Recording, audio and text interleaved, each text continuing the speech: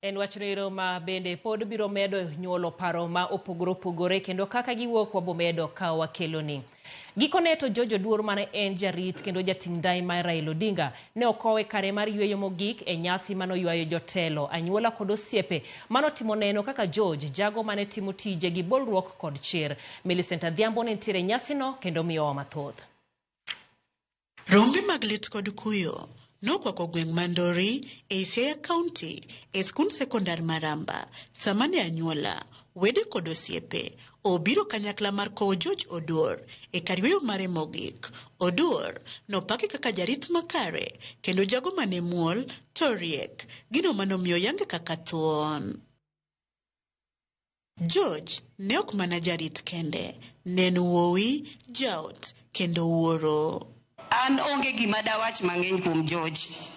If I just started to tell the story of George, you will not leave this place. I want George to go in peace. Wawuok kode oko, wachope veranda to muche orumo to duogo e ot.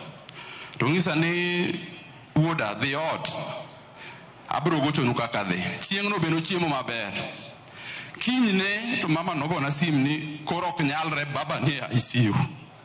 Koro Oganda duto ne timo neno kapoko kaka George ne en jarit makare kendo jal mane ohero familia mare kendo siro mar joge.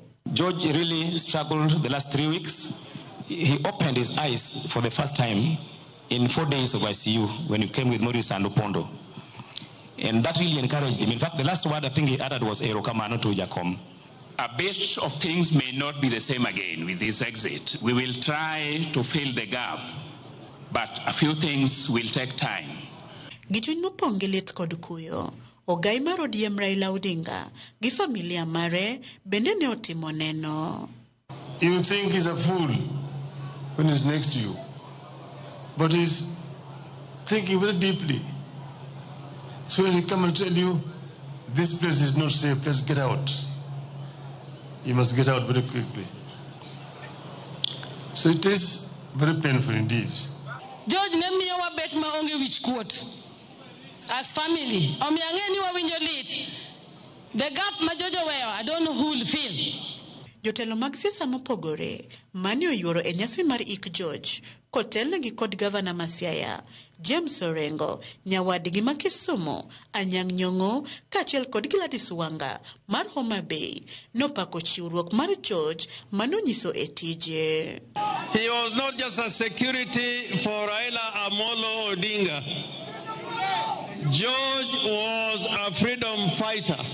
He was also a very consummate community developer. George was a gate to reaching the Prime Minister.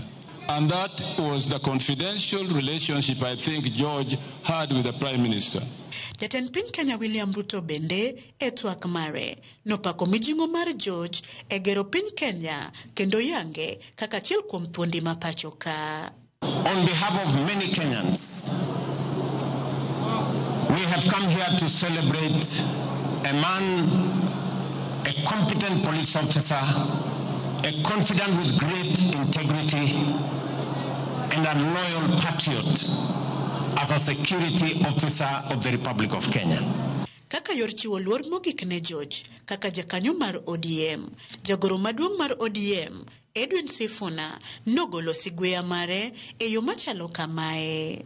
Nataka mpe huyu ndugu yetu 3 salute. Nikisema ODM unasema tuko tayari, ndio George ajue amezingirwa na marafiki wake. ODM, ODM, ODM. Sigand George biro dong' karapar e chuny oganda mathoth mane omiyo arita kaachiel gi jogo mane ong'iyo godo kendo mane giherorego. Millicent Adhiambo, Ramogi TV, Ramba e Indo. Man Nyasaye ket chunye kama